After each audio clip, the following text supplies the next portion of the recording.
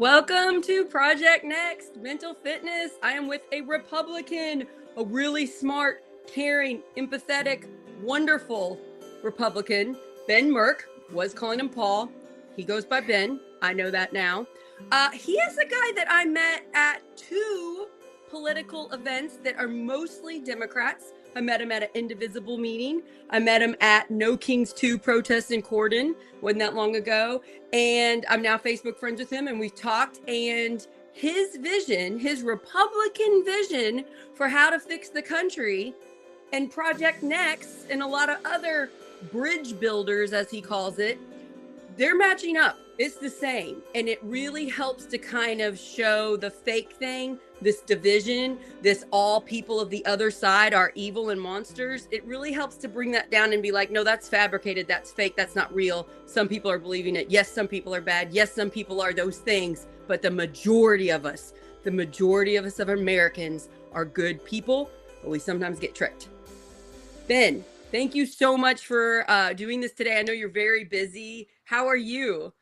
Oh my gosh, I'm doing so well. I really thank you for the energy you've brought to every event I've seen you at. You carry a light into the room. You're one of those what call like candle bearers that I'm meeting out in the world. I feel very good about the like attracts like element of seeing more good people, especially in our local community, seeing so much goodwill start to emerge across many groups. So like you said, I'm a Republican. I've always considered myself kind of a center-right constitutional conservative and a fiscal conservative. So that's really where I've honed in. You take the Dave Ramsey mindset, and since I was 18, I was terrified of the debt crossing $10 trillion. I can only be more afraid that's an existential threat for my kids.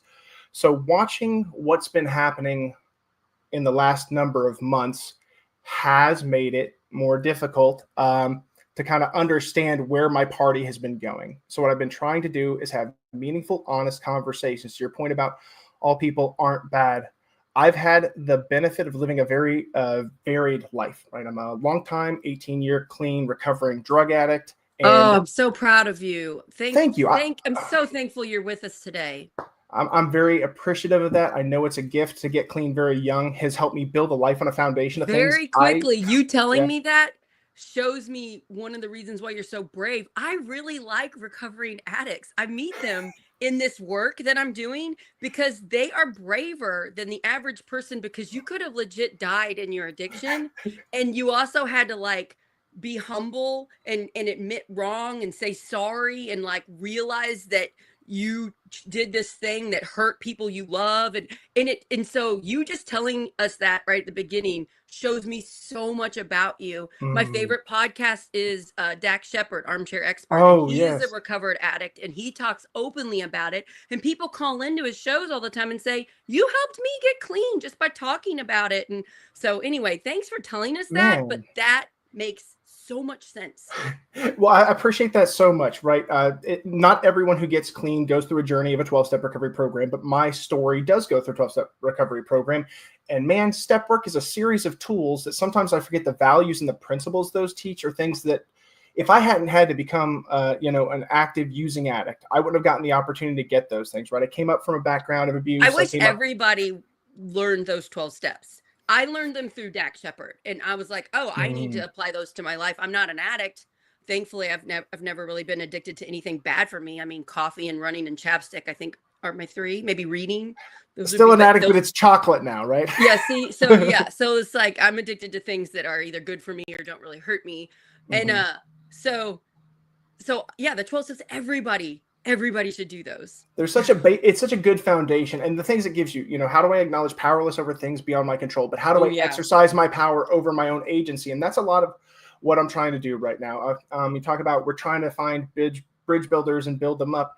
I feel very grateful that at the time some of this started to populate, right? How I got awake to knowing I had to either choose to be silent because, I fit all the demographics that could keep my head down during an era like this. Right. You're a white male, middle class, straight Christian guy, right? Christian guy. You could just keep on going and your life pretty much stays the same. But ethically, can I live with myself if I know harm, especially because I've staked myself. Another part of my journey was at 20.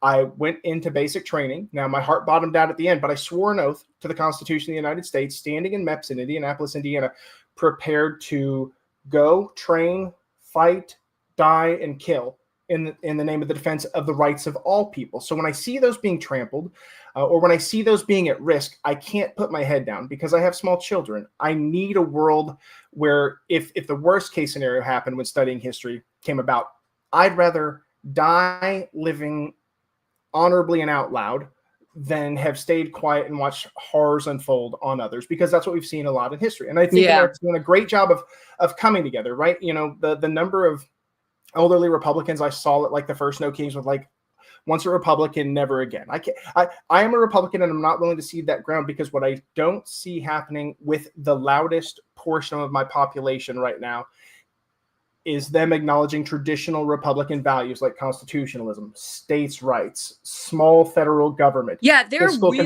good principles for the Republican Party. But that's not how the party's behaving. They're not acting like that, and they haven't for a while. And it's just this like deadly combination of 24-hour news, the internet, misinformation, like manipulation of massive amounts of people, Trump coming to power, him ruling like a dictator, wanting to be a dictator, wanting to rule authoritarian like, and us not knowing how to handle it. And we hadn't really been paying attention to politics. Like, I was pretty naive up until 9/11.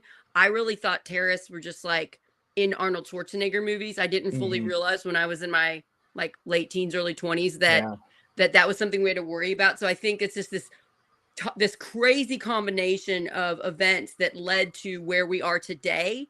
Yep. And then the thing that makes me the most upset, I guess, out of all of this is the people that profit off of our fears.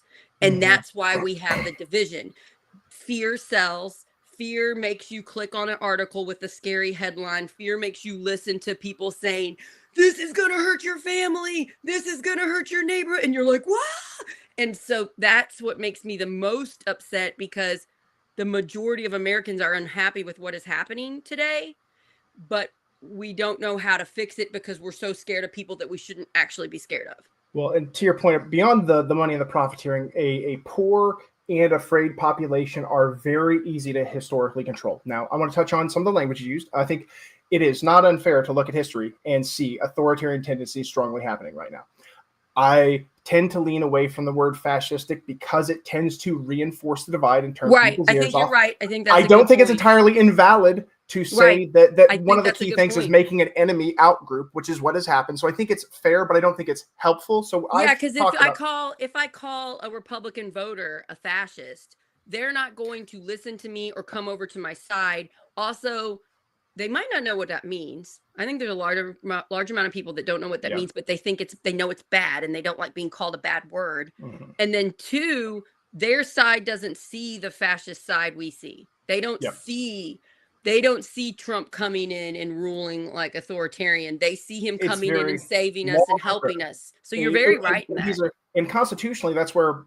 So the couple of things that started to tee me off to having to put my antennas up. So I have a beautiful 2-year-old medically complex baby. We've had the most hellacious journey over the 2 years, from open heart surgery at 16 days old to severe rounds of multi-hour seizures that wouldn't respond to medicine up through November of last year.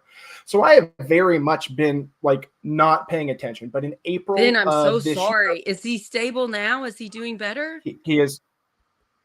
Just for today, we are stable. We've got a medical regimen. We're working through physical therapy. He'll always have long-term issues due to a genetic condition, but we are going to help him grow. Part of my many-time career-changing journey was I used to be a physical therapist assistant. My wife used to be a special education teacher. We have the baby we're supposed to have, and we know that we'll help him get to the highest levels he's able to achieve as we walk through. But it has been tremendously That's a really beautiful way to look at it, and just my heart and love goes to your child and to you and your wife. And thank you. Yeah, I mean, a lot of parents have kids that have serious medical needs because we're able to save them now. Whereas not that long ago, they would probably not make it in childbirth. They would make it past a few days. So, yeah, you're not alone. A lot of people are like that. But I mean, that's a lot of people's, that's a really big fear, that we have children that have big needs. And so anyway, just kudos and love to you and your wife. No, it's been an illuminating journey, and it's I think everybody right now, if I could give one simple message of how we deal with the stresses and anxieties, because some of the things happening are the playbook, right? The flood the zone strategy of overwhelming information constantly is to wear us down. And there's a saying I had to hold to when he was having these seizures every 4 days, and when I had some other stuff from birth. The person who suffers before they have to suffers more than they have to. So it's okay to run the tape and plan and do projections. But once you've done that to make yourself safe, you got to take a breath, step back, and go, okay, where am I right now? Because if those things don't come true, I will waste all of my life and energy in negative. So I'm taking positive action to avoid those. Yeah, anxiety is built to help prevent emergencies, but then we get stuck in it and we let it hurt our lives. And Absolutely. so you're saying you're able to, okay, we have to do these things to keep, your son safe, but then we've done it. We got to calm the crap down now. Yeah, and same thing for the current political state right now. Whether it's speaking out, coming on a podcast, whether it's serving in your community, running for office, starting an apparel brand like I have my Band Together brand, you find a way to serve your community and you align with that plan so you can ethically be the person you want to be. And then you reel it back and go, I can't change what's happening at the top level right now. I can speak out. I can continue to engage in political spaces. I can have conversations with friends, go to dinner with people. I'm really loving one-on-one connections with certain friends and family members. But I want to touch on things I'm using to try to help Republicans see why they should be somewhat concerned. So going back to the April conversation. Okay, so this is to Republicans. Yeah. You're a Republican. Yes. This is the message to Republicans why we should be concerned about this government happening today. My first little flashlight moment was when I heard in April he was having the conversation with President Bukele of El Salvador, who was actually a self-acknowledged world's self-coolest dictator, right? When we were sending the undocumented. So he's having a meeting with a dictator. So he's having the meeting, and in that, he acknowledges out loud that he was having Attorney General Pam Bondi investigate if there's a way to legally deport American-born citizens and naturalized citizens. And in that, he was like, but only the worst of the worst criminals. And when I think about authoritarian slides, one of the things where sometimes my friends on the right will accuse me, you're soft on crime. I can promise you, I am not soft on crime. I am pro protection of all people's rights, which means I have to include criminal rights, because on the authoritarian slide of history, what happens is the ruling party makes an out group. They focus on criminals, and slowly you can expand who is and is not a criminal. So criminals are entitled to due process. They're entitled to these certain things. And so if you suddenly say that someone who's committed a bad enough crime can have their citizenship removed, then you've now said that citizenship and all of your rights are not guaranteed by the Constitution, and for me, given by the inalienable Creator. That may not be everyone's feeling, but that is mine. Like these rights are ours. So you're saying, wait a minute, this is a sign of authoritarian. You can't take that away. When you take away due process, when you take away the checks and balances to make sure this person with brown skin actually is a criminal that is harming America and should be deported. You're seeing alarm bells of whoops, there's a step missing here. Well, and when you say the idea constitutionally, I don't think there's a way to do it. When I've talked to other Republicans, they go, oh, he's just saying bluster. He'll never be able to do it. At this point, he takes a path of, I will do it, and then I'll force the courts to reverse it. Right. And that's the path. So I trust that if he wanted to, he would attempt to do that. But what I would say, and what I would try to posit to every Republican, and I think everybody on the left would get it, you cannot strip a natural-born citizen of their rights. And to denaturalize, which he talks about a lot right now, I'm glad that process does exist in the system. It's literally how we got rid of Nazi party members who lied to become citizens, right? Right. So denaturalization is a good tool, but it shouldn't be applied to people. Like that's the thing where he's having discussions about if people came here and started committing crime, could you denaturalize them?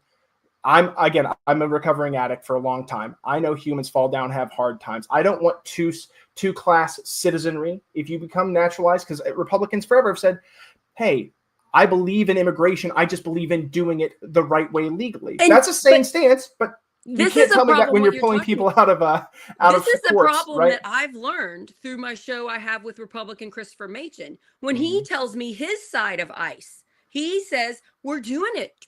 President Trump's doing the right thing. He's stopping the criminals. And I'm like, you're not seeing the same news we're seeing. We have legit people we know in Indiana. They're our friends getting taken in front of their children and getting thrown in some creepy prison for a couple days before they're released. And I'm like, are you not seeing that? No, he is not seeing that. He's seeing Trump doing a good job on crime. So just that there helps me to have compassion for my Republican friends, because we're so angry. How could you not care about these people? Well, they're legit not seeing the stuff we're seeing. One of the things that broke my heart as a Christian that really, again, made me continue to feel like if I'm going to be a red letter Christian, so the words of Christ Christian, then I'm going to have to step up and say things, because I would see people with like Jesus in their bio making jokes about feeding immigrants to alligators. No Christian should think that if Jesus sat beside them, that they would ever make that joke, because that's how the dehumanization of individuals starts. It starts with really bad humor. And so in those spaces, it's important that generally, and I know that the left, where I disagree, would be a fully open borders policy, right? I know that's not the majority left, but there is a portion of your party that would go, hey, we believe in fully open borders. That's an opinion anyone can have. I would argue that a country can't be a country without borders. Right. But I would argue that President Obama and President Biden and President Bush and President Clinton all did a ton of deportation. In fact, I didn't know this. Right. The IRA is a law that was passed that does actually abridge an element of due process, so undocumented immigrants who are in the country for less than 2 years get a amended due process. Now, I would have probably voted against that had I been not 11 years old, but that is the law. That and the president in the past, that used to be under other presidents 2 weeks and within 100 miles of the border. The president has the purview to extend that to the full country, which he has, and 2 years to the full time frame. So something I'm realizing about you, Ben, that I want to bring you on every once in a while is I want to ask law questions. You seem very knowledgeable about history, law, the way other presidents have acted. And that's very helpful for people, because history might not always repeat itself, but it rhymes, you know. It absolutely has a pattern. It's cyclical. And so you could help me know the law of things. So kudos to you for being so smart about that. Also, I think some people know this. Before Biden's term ended, he tried to get immigration bill passed that would have helped with this. And the Republicans were on board with it until Trump said no, vote no. And then they blindly followed him and voted no. So we could have fixed some of these problems before the election. And that's when you're putting people before common good. You're putting leaders, and you're not putting America first, or even just human beings first. You're putting blindly following a person, and it's hurting so many people in the country, regardless of how you voted. Well, here's a stance where I don't know if you I think you saw it. I ended up, of all the things, in a Facebook engagement with our Lieutenant Governor Micah Beckwith. Now, I did not see this. Please tell us. Yes, I had said, I'm getting really tired of this guy's propaganda, because he says things like not all people have due process. And I need anyone listening, Republican, Democrat, or otherwise, to understand that as a constitutionalist, the law is very specific in the Constitution, where it calls out what a citizen's rights are, which he is right. There are certain rights that non-citizens don't get. But when it calls all persons are entitled to due process and that cannot be abridged, that's very important. In the 14th Amendment, it clarifies, within our jurisdiction. So it's a pretty cut and dry thing. The Supreme Court's ruled on it. So I had to have an engagement with him around, here are things you're saying. Here's things where you're causing an enemy,zation, using words. For me, I didn't understand why in the first presidency. And did he write back to you? He did. He didn't respond to my second one. I've continued to implore him to get together and have a meal with me, because this is where I try to start from. As a woman, I don't recommend that. But I think you're safe. Well, I think the challenge I have is I don't know everybody's story from start to finish. I grew up in rural areas, and one of the challenges to growing up in a rural area that I think sometimes people from cities and people from diverse backgrounds can't understand is the subtle dangers of living in a culturally and ethnically homogenous environment. You're so right. My experience is that people aren't bad. Where the people haven't gone to other places across the world and seen how we're so much the same, regardless of whether we speak the same language or practice the same religion. Just denying that. And that's in Harrison County. That's a large amount of people where I live. They're not traveling to other countries and seeing, because they don't have the money to. They can't afford it. May not be their interest. Farmers don't usually have a lot of time. My family's from Harrison County. Farm every day. You can't leave since for forever, 2 weeks. Right? And so you're so right. So we have these views. So it's really easy to put a little fake propaganda fear thing about other people, and you don't know because you haven't gone out and saw that that's fake. So you believe it. And Micah Beckwith, just so everybody knows, Micah Beckwith is a pastor for Life Church, and he is very good at getting up on a pulpit and preaching propaganda that's very not Christian, not Jesus, and saying in a way that people are like, he's the pastor, we should listen to him, we should agree. And so he's dividing the Republican Party in Indiana right now because a bunch of scandals are coming out about him, the other pastor that's with his churches, that pastor's son. There's all this stuff coming out. We've even reported on it in Project Next with Tom LoBianco.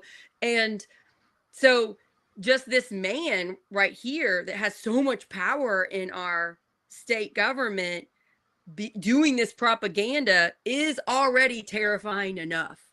And I'm gonna illustrate with this. I don't know where he comes from. If he's come from this insular family, these beliefs might be true and deep to his heart. He may be so convinced he's right that for him it's not propaganda. Because again, everybody's the hero of their story. That's a really good point. He either knows he's confused or he's malicious. Yeah, and I can't tell. Malicious and he wants to control people, or he really believes it. I kind of tend to think he's malicious because he's hurt friends of mine. He's gotten friends of mine arrested at his town halls.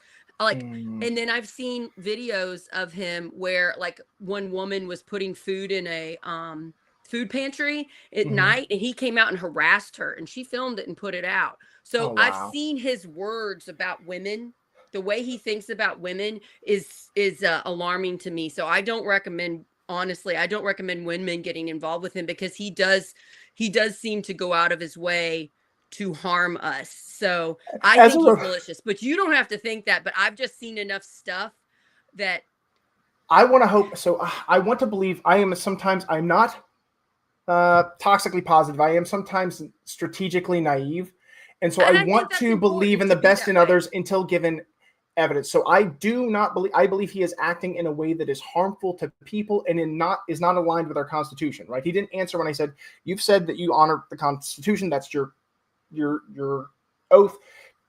If you know that the Supreme Court has said all people get due process, why are you saying they're not? And why are you treating them alien invaders? And does that make them more likely to treat people as neighbors, your flock as neighbors, or as enemies?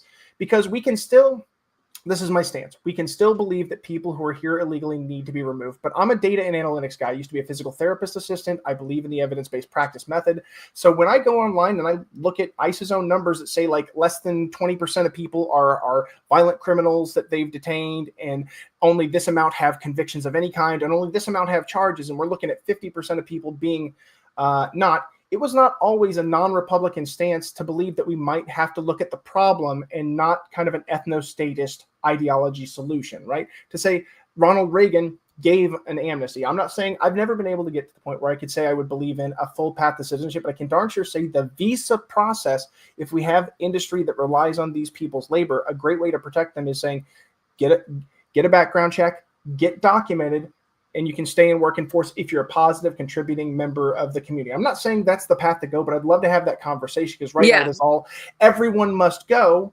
And I think that comes from a place that isn't extremely helpful, because it does do maximum harm. And we need their work.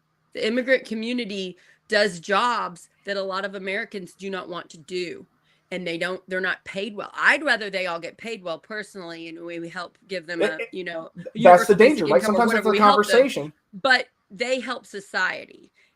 Just this morning, I had groceries delivered at 8 in the morning, groceries delivered in the snow. And this older man in his 60s pulled up, and I quickly put on warmer pants because in my workout pants, and I ran out to help him. And he spoke Spanish, and he got out his phone and spoke Spanish and translated it so we could talk. And he was the sweetest man and he left, and I'm like, oh, I hope he's okay. I don't know anything about his background. He just delivered my family groceries. He helped save me several hours of free time. And it's just like, what are we doing? Because we're convincing people that sweet man that brought me groceries is supposed to be scary. And it's terrifying. And Republicans, and myself included, it's easy to be, this is the law, like I said, which is why it is not a wrong stance legally to say that all people that are in the country illegally need to be deported, but it is to say it's a very ineffective tool for what we're doing, and it's causing maximum harm. And beyond that, I mean, when we've gone to the idea of mass people with low accountability, no badge presentation, when you have Kash Patel finally saying what I've been saying for months, you're going to get copycats, you're going to get violent offenses, you're creating a public menace, you can't do these things.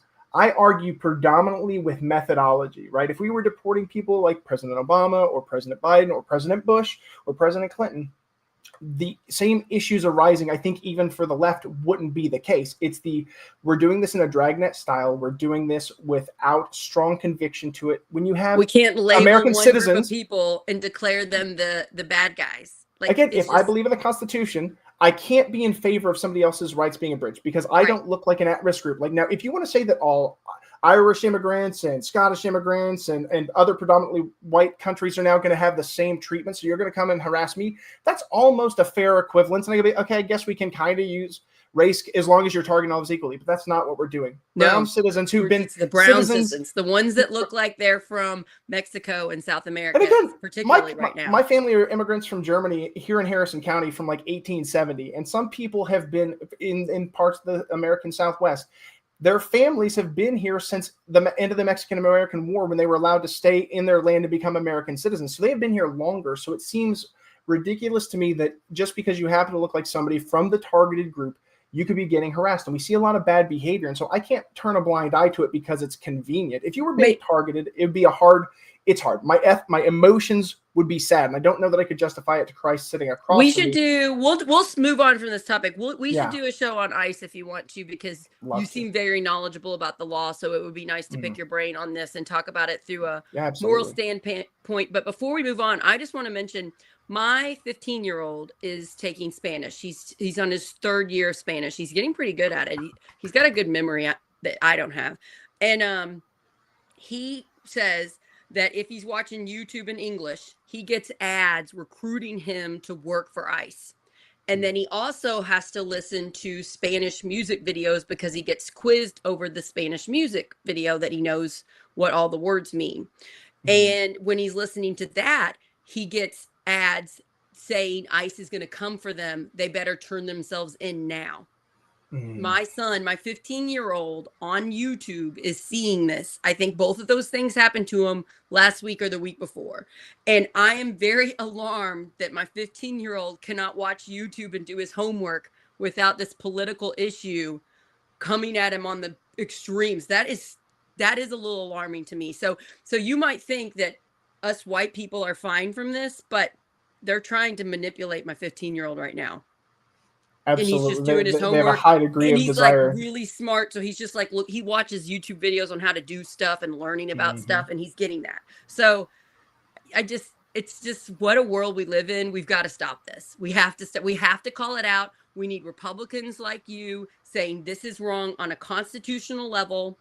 And we shouldn't put it as a Democrat and Republican. We should put it as a human issue, and let's call it out and let's fix it. Let's stop being divided. We need Republicans and Democrats to come together and say, hey, let's stop this. Let's work together and do something humane. That's why I keep the focus so deeply on the Constitution, because when we look at the rights enshrined for citizens, it's very important to protect citizens' rights. And one of the challenges to having engaging conversations with people is I'm a particularly empathetic human being.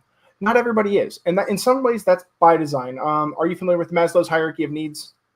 Yes. Perfect. And for the audience that doesn't know, it's a kind of framework of, hey, as this pyramid goes up, if you can't have food and shelter, you don't really get to think about things. If you don't have your basic things, you can't think about the other things. You can't climb up to actualization and doing the things you want to do the most. So, and I see that with my neighbors that legit are just trying to stay housed.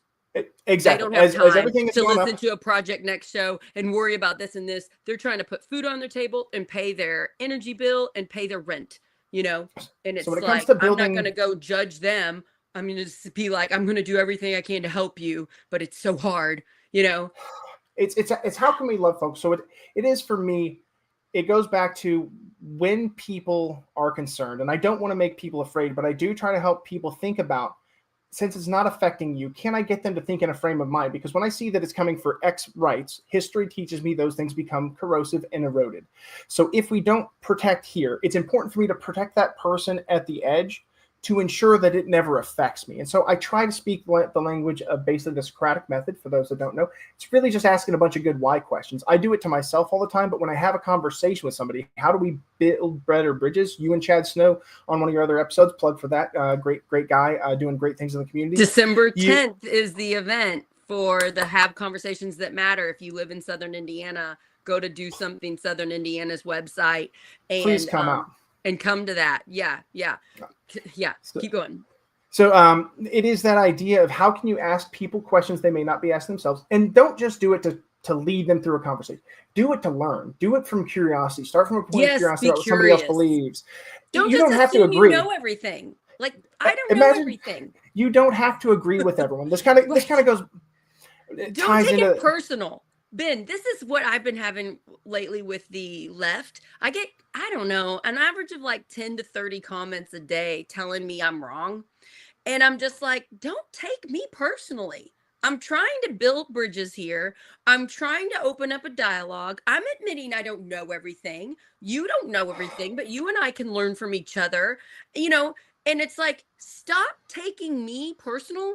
Stop taking other people's opinions personal and focus on the common good. I don't have to agree with you on 100% of things to work with you. You absolutely. know, clearly we don't agree on everything because I call myself a Democrat, you call yourself a Republican. There's going to be Absolutely. some things we disagree with, but I don't care. You're amazing. You're a Well, great person. You've oh been my through a gosh, thank lot. you so much. I'm going to learn from you and you might learn something from me. Like, so to the left that like to tell me I'm wrong and and you know, don't take me calm down. Let that control go. You better control Sarah Blessing on Project Next. You know, let that go and open up your mind a little bit to maybe you're not right about everything. My Maybe the encouragement left isn't right about everything. my encouragement to both sides. And so if, I feel grateful that thank you for providing me a platform where I get to talk to people who may not normally hear me. If we can look at each other through the lens of some volume of compassion, love, which is very hard right now because you're seeing some people on both sides act really ugly. Great example. I met a young man out at a bar recently. I don't drink, but I was there for the vibes. I was reading a book. He was like talking to me and he's like, yeah, I'm an active communist. I was like, cool. Let me start by framing the conversation. Are you a put people in gulags communist or are you like general ideology? He's like, no, it's wrong to put people in gulags. I'd have had the conversation either way, mind you. He said But he if he was for putting people in. he was not. He said He that was would be not. wrong. Okay, sorry. So I said, okay, I would have had the conversation either way, mind you. I just would have known if you believe in the political violence of putting people in gulags, I have to be a little more concerned about my safety than if you know that that's wrong. But I'm going to have the and conversation. like as a woman, I also have to be more concerned than you do in a conversation because I've had conversations with strong, healthy white guys saying they would go up and talk to them this way, and I'm like, oh, I can't do that because you're stronger than me, and I got to make sure I don't upset you. So it's like I'm really good at making sure people like me and are not scared of me. Like when I go up and talk to people, I'm not confrontational at all because I'm always thinking of my safety because I go out, Ben, and talk to people and I'm by myself, me as a woman. Wow. So I've really learned most people are wonderful. I've not once had a scary interaction ever. And I've talked to tens of thousands of people at this point in our community. That's amazing. Well, but I don't go up to them. I don't go up to them and be like, Republican fascist, da da da. Because then, yeah, my safety could be, it could be a problem. So it's just the way you initiate it. It's different for you as a white guy as it is for me, which is interesting to me. That makes a lot of sense. But it doesn't mean that I can't go and talk to people. I'll go up to somebody with a Make America Great Again hat, a Trump picture with the fist up in the air. I'll go talk to that person, but I'm not starting with, can't believe you voted for Trump, you know? How do we see each other with love and compassion out the gate, right? Because I want to believe, and I've met some people that really are kind of malicious and nefarious, but it is much fewer and further between. It's so much fewer than we think. So... And I just want to comment on this. The MAGA person that's wearing the shirt with the Trump with the thing and the MAGA hat, that's a shield of protection because they're scared of Democrats. We have to realize that. They're doing it to be like, if you're a Democrat, don't talk to me. I'm terrified of you. And then on the other side, we do it too. We're putting shirts on where like, if you voted against my rights, we can't be friends. And we're doing it too. We put things all over us to show who we are, to protect ourselves from the other side hurting us. So if we realize that MAGA guy's wearing that MAGA hat because he's scared of Democrats, it helps you to realize he's scared.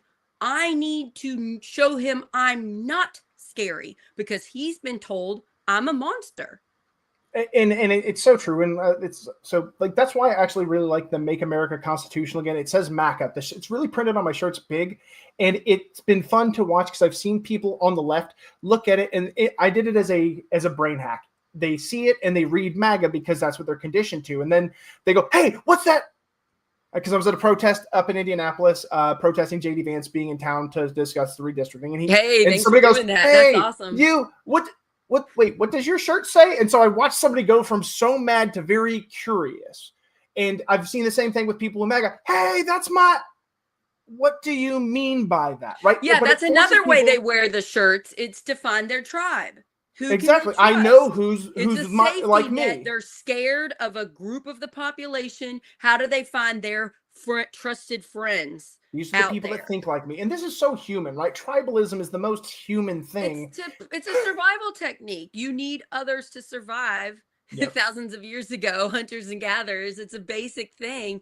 Whereas now we've evolved, but if we're full of anxiety and panic, we haven't evolved. We're right back to that, Absolutely. And I want to talk about your brand. Absolutely. Can we talk about your band, Absolutely. togetherbrand.com, that people can go to right now and buy like a cool shirt? Can you explain what this is? Shirts and yes. Okay. So I have my Make America Constitutional Again shirts that are on there because that was really what I started with. People go, "I like your shirt." I printed it myself. That's a conversation starter, like Chad Snow was saying. Just wearing it breaks that shirt. The echo chamber, right? It's curious. Constitution. I support the Constitution. And both sides, it's a very bipartisan thing. Now, then we have to have a conversation about what that means. But it's if we frame from that, it gives me a stable, nonpartisan place to start with people because it gets people out of their comfort zone intellectually. So if you want the MAGA shirt, Make America Constitutional Again, you can get it on bandtogetherbrand.com.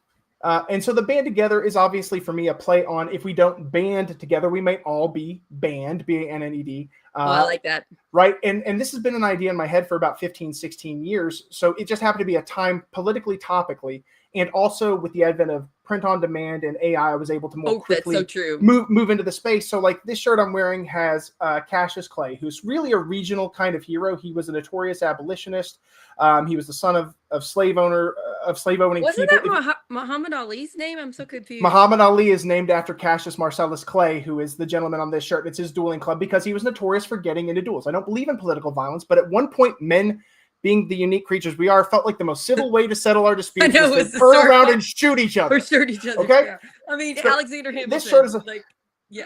This shirt is about being willing to be principled in a time that it's difficult. Because, and I want to say this to both sides. Both sides of the aisle have a reason to feel scared. Democrats were assassinated in Minnesota. Charlie Kirk was assassinated. I am terribly sad. Like, I'm not going to cry right now because I won't let myself, but I am terribly sad that that's the state we're in. But I need everybody to know we have never not been in a state where it has been dangerous to be a person of character with high value and to speak peace. I believe that we have to all bend the arc of time towards justice. We can look back. John Kennedy, Robert Kennedy, Martin Luther King Jr., Freddie Hampton, all these people assassinated in a different period. One of my favorite shirts, you can't really see it clear back there, but it's got Socrates on it, and it says, "I can't teach anybody what to think. I can only teach them how to think." But Socrates in that is holding a cup. For me, that's metaphorically his cup of hemlock that the state forced him to drink to poison himself, right? He died by a death penalty. Every thinker, every person, so dark. Everything along this arc of history, it's always been dangerous to be willing to step up and speak out for the right things. People have been jailed and pushed aside. So it's really built to be a timeless brand that reinforces that idea that, I like that. Don't be scared. You're in good company. You're in good historical company, and you're going to be in good company together. These are the people I want on Project Next because I've had to do some reorganizing. I want the nonviolent people. So Rich Gen Zero, who spent time in prison. He's a pastor now for a violent crime while in prison, dedicated his life to nonviolence. It doesn't mean you always have to. It doesn't mean you have to be perfect, but you dedicate your life to nonviolence. I have also dedicate my life to nonviolence. And that's the right way to go. We usually, most of us recognize what Martin Luther King Jr. was saying was right. But then when we apply it to today's time, they're like, however, they want to like throw in their times when we should. It's like, no. Nonviolence is the way to get out of this, even when the other side's scary. I get it. So one of the things people don't know, and if you need to take a look, during the rise of Trump had considered myself a member of the alt-right.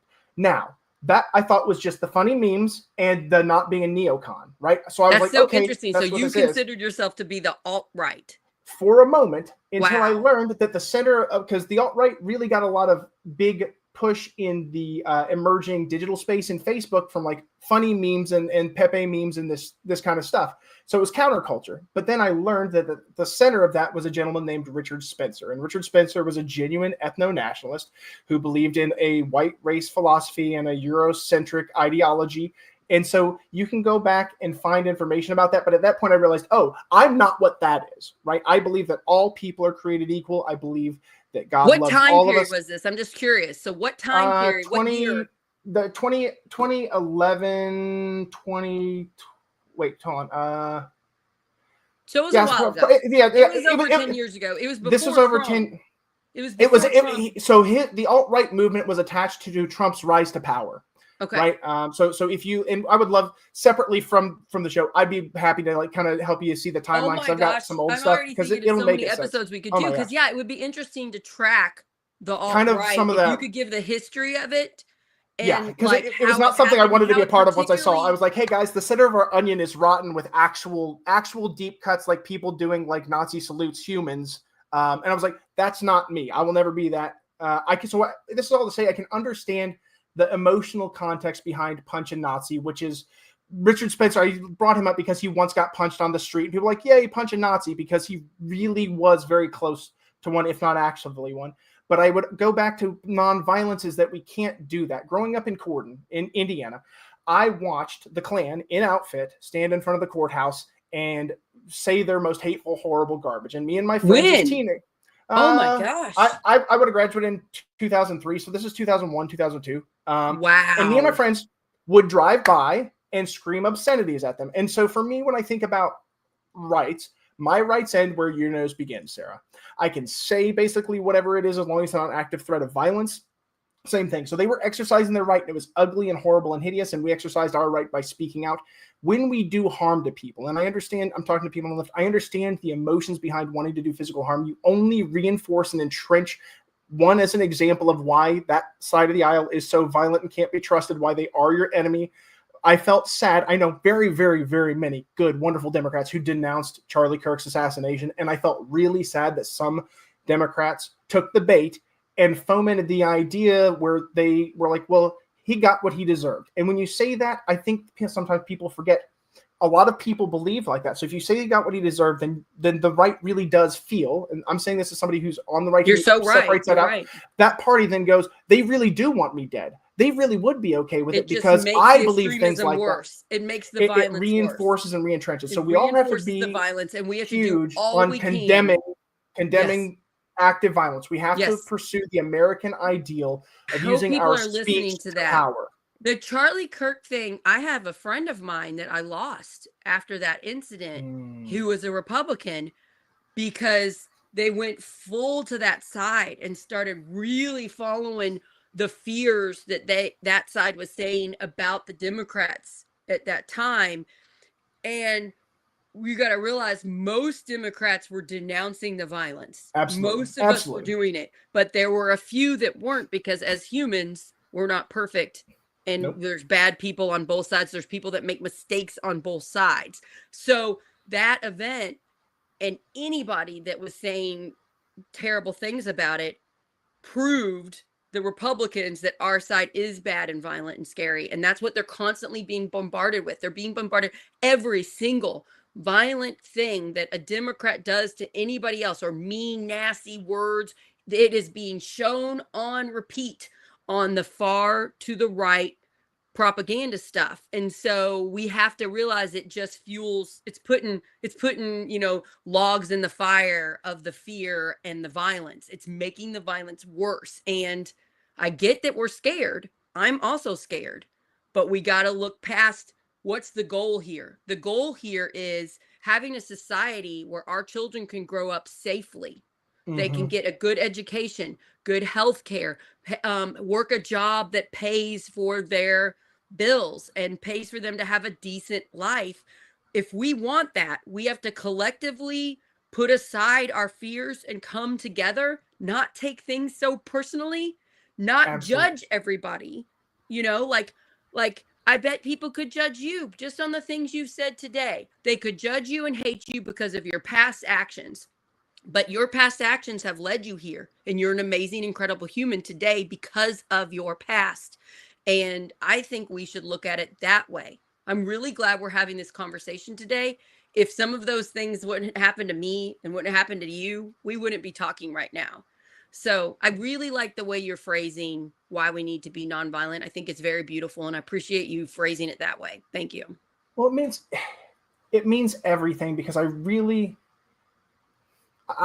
would never ask a lady her age, so I will say I am 40 and I was born in 1985. And as a arc of time, I've watched this. I was the last era of analog and the first era of pure digital. 40, but it's clearly because you've lived a life. I'm 44. I'm almost 45 in a couple weeks. So we lived through the rise of this element. So we talk about how things are broken into echo chambers in the algorithm, right? So we watched the rise of the internet, where it did bring people together. It did connect people. We saw the early Facebook there's good and MySpace. And bad from the internet. It's complicated. Brought things together. But when they found out how to monetize it, it became about the attention economy. And to your point, fear and outrage incentivize the economy. Chad had a great lesson on how you put different. So go back and watch that episode. Yeah. He talked about using the algorithm to your advantage, and that's what I've tried to strategically do. Something I did I made breakfast at a local hospital in Clarksville when I was in my 20s, and I got access to the remote control. And so half the day I'd put on Fox News, half the day I would put on CNN. So I could get all the news run and then go, hey, what are the four things people agree on? Hey, there's my facts, because everything else is spin designed to keep you in, again, 24-hour news cycles. They're driven by ad revenue. If they don't keep you outraged intentionally, they lose you. So again, we have to be better than the system that is seeking to confine our minds, and we have to intentionally outreach. I don't know if you've seen. And how do you start a media company, Project Next Media, where your basis is stopping that, and your main form of getting people to watch it is on these platforms? That has been the equation I'm always thinking about every day. I need to get something that gets people to want to stay, but I'm also promoting unity and compassion, and good the things. other side isn't bad. So it's hard. My friends, I have friends that I've had to stop hanging out with because they're so extreme. Their platforms have hundreds of thousands of followers. Well, I don't have that much on Project Next, because they're spouting the fear stuff and they're getting the eyeballs. And I'm so frustrated by that. I wish platforms would change their algorithm, but then they might not make as much money, and that makes me upset. That as we talk more, you'll put the collective good ahead of that. You know, you will hear me talk about incentive structures, right? I've transitioned into technology sector, and I work with teams developing software, and really when it works with teams and process and people management and delivery, it's about incentive structure. So if you align to the wrong incentive structure, which in this case is revenue via attention time, it's always going to skew to those people. My encouragement would be that your viewers and followers will be greater impact makers than those following the other things, because they are drawn to the fear that kind of keeps them isolated. You're going to attract the doers and the people who are pursuing reality. People are too scared to actually get out in their community and talk to people, because they think that stuff is true. So they think their neighbors are terrifying, when I'm saying most of those people are nice. Even the ones with there's like a guy with a giant MAGA sign that puts terrible things out in Palmyra. He's a nice guy, actually. And it's like, make Palmyra great again sign guy. I get what you're saying. You're saying the people watching Project Next are actually not scared to get out in the community. Yeah, and you're going to build a much more impactful. So if you judge yourself by impact rather than the outcome measure of how many followers you've attracted, that will be hard. But I love what you're doing, again, because you are attracting the people who are really going to change, and it takes longer to grow that. But as we get out there in the community, I'm looking forward to how do we have a bipartisan barbecue? How do we get those? Like, you're one of those people that I'm like, there's a basketball game. Ben, you should come to this. There's a basketball game coming up. I need to do an episode about it. I got to talk to Tim. I forgot about it. It's with Evan Stoner. He is a Democrat city council member in Jeff, I think. And he's putting together a basketball game with Republicans versus Democrats. But everybody that comes to sit, there's no cheering. There's no Democrat, one side Republican. Everybody comes and sits together to show everybody working together. What a fun way to promote. Be the coach. He's going to be the coach for the Democrats. And I want to come and maybe like do a little show if I can get away. Oh my gosh. So we're doing this in Southern Indiana. what you're I think talking we can about. be And like templated you to and I to the met whole two, nation. we met 2 times. You were on a Project Next show. You were on the No Kings Protest and Cordon Thank you for show. that. Yeah. And so we're actually meeting the community. I got connected with Chad Snow from another woman that's fighting life-wise. She connected us. Like, I'm meeting all these amazing people. Just today on my phone, I was connected with some more awesome people that I'm going to talk with. So I you're get right. goosebumps. All How this much good fun stuff is is it? happening. So I think what we want to do as a unity unit across all spectrums, how do we make it a party so fun people don't want to miss it? Because civics have lost third places, they've lost spaces to be Well, engaged. we're all so busy. We're all like, our kids are in 100 hustles. activities. The hustle. We're so T-shirt busy. brand, full-time job, medically complex kid. We're all hustling. How do we make time and space for each other again? And so those are the things, like, I'm so excited to talk to you more about these types And of events. what you're Because I saying love is, hearing about that. what you're saying is this needs to be priority number one. If we actually want our kids to have a safe place to live and grow here in America, we need to step aside some of the other things, put those down for now, and focus on the unity events.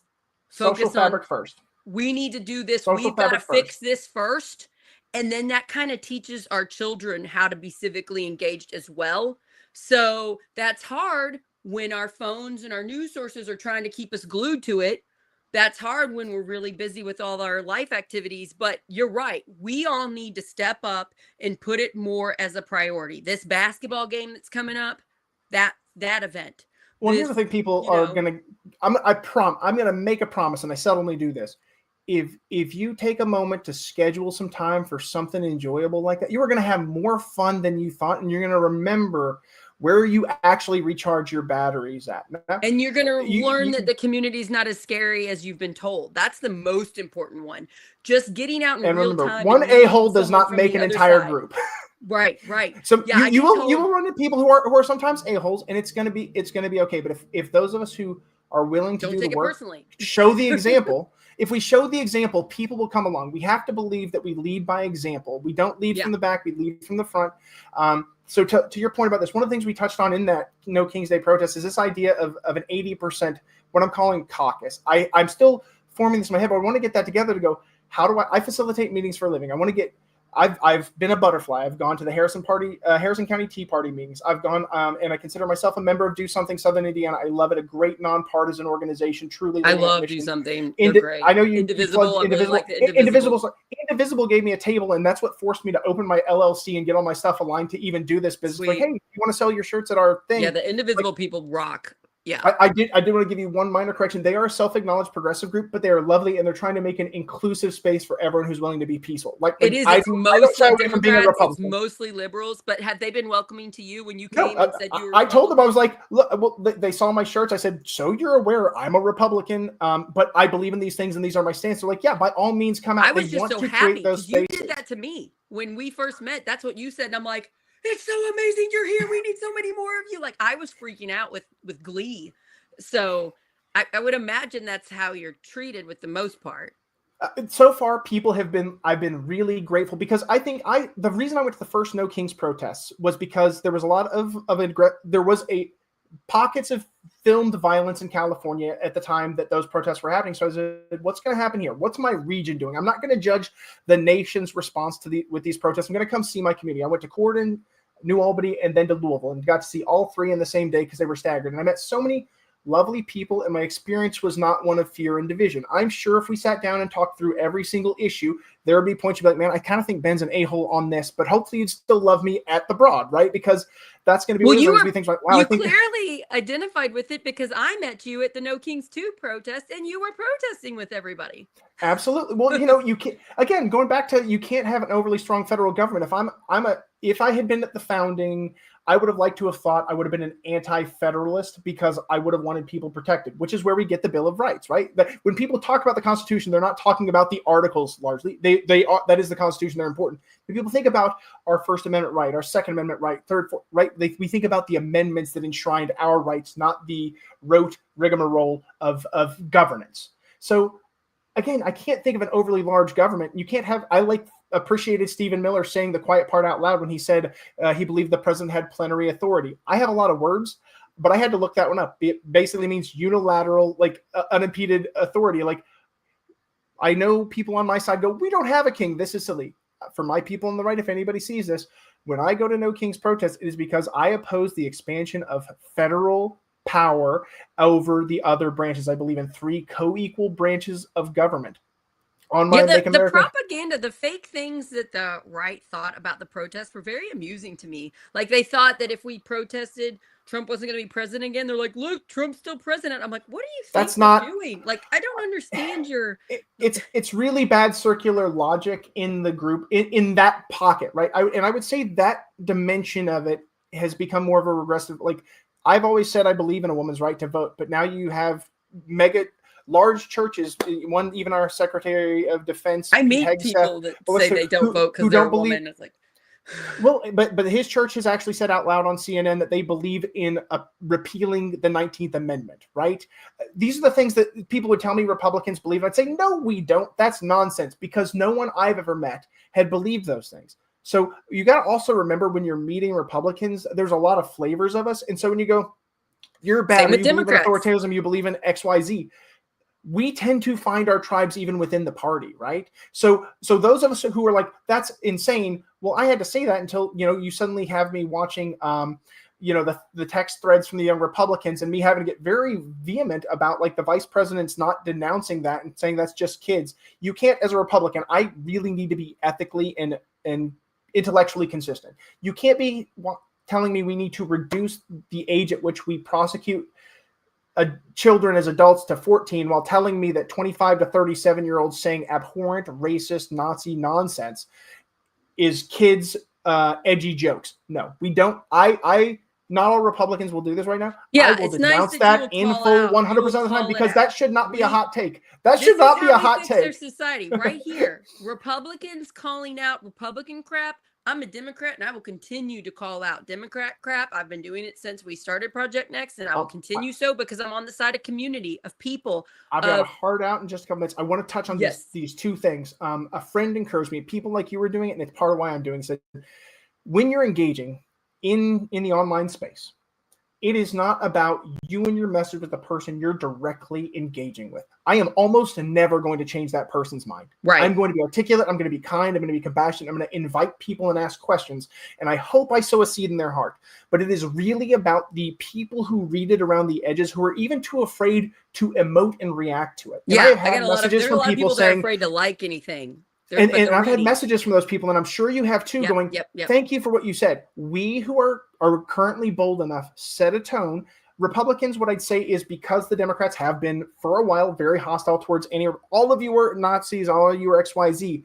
I know more Republicans who didn't sign up for what's happened in the first 9-10 months of this presidency. I did not vote for President Trump. I generally don't say how I voted. I did not. I voted third party in this last election, because that was just where my heart was. And I don't think anybody expected what they got, because I think even I was like, oh, we'll get like Trump Volume 1 Part 2.